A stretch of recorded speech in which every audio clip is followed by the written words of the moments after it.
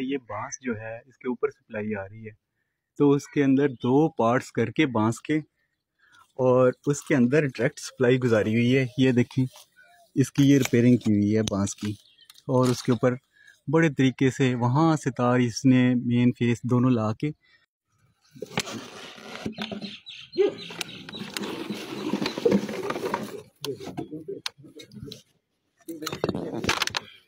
To face में।